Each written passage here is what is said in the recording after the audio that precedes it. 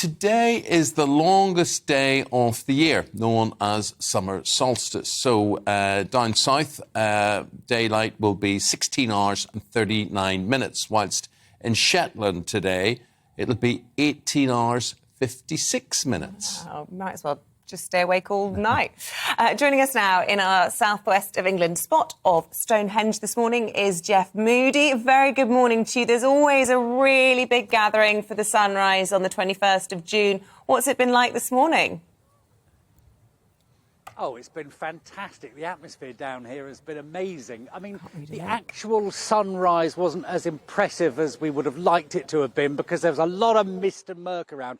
It was quite funny because thousands and thousands of people came out onto the hill here and the field surrounding Stonehenge. And I was talking to this couple, an American couple, who are really excited. They'd come over especially for it.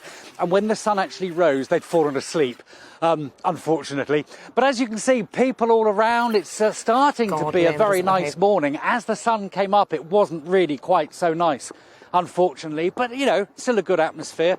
And I'm here joined by Heather Sabir. Heather, what a great atmosphere here it's been. How many people have been here, do you know? We think around about 6,000 people this year. And people watching on live stream as well? Yes, we've been live streaming, so there were over 100,000 watched the sunset last night, and then around about 5,000 this morning. That's an incredible number, isn't it? Sorry, 50,000 this morning. It was hard, yeah, it was 50,000, yeah. Why do people come here to watch the sun go up?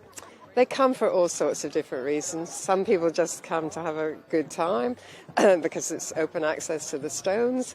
But for a lot of people, it's a very emotional, spiritual time. There are a lot of groups, there are Druid groups and pagan groups, and they come to actually perform ceremonies. You can hear drumming in the background here. So there's lots of different reasons people come, but very often it's just to enjoy the fact it's the longest day of the year and the weather's been very kind. And it's one of the only times that you can actually get this close to the stones, isn't it? I've driven past Stonehenge so many times, but actually walking in amongst the stones, it is something very special, isn't it? It is very special. And 4 times a year we allow the public to come in, so the winter solstice, the summer solstice, and then the equinoxes in between. And it's partly because those groups do want to have their spiritual ceremonies, but we want to be able to welcome people in because English Heritage is a charity and that's part of our remit to welcome people into the stones. And this is one way of allowing them in, but just at certain times of the year because they look very robust, but actually we do need to protect them quite a lot, believe it or not, because the stones have got a lot of features on them that you can't see with the naked eye. So that's why the rest of the year we're quite careful about what happens to them. Thank you very much indeed, Heather. Well, as I say, 6,000 people turned up this morning to see the sun rise.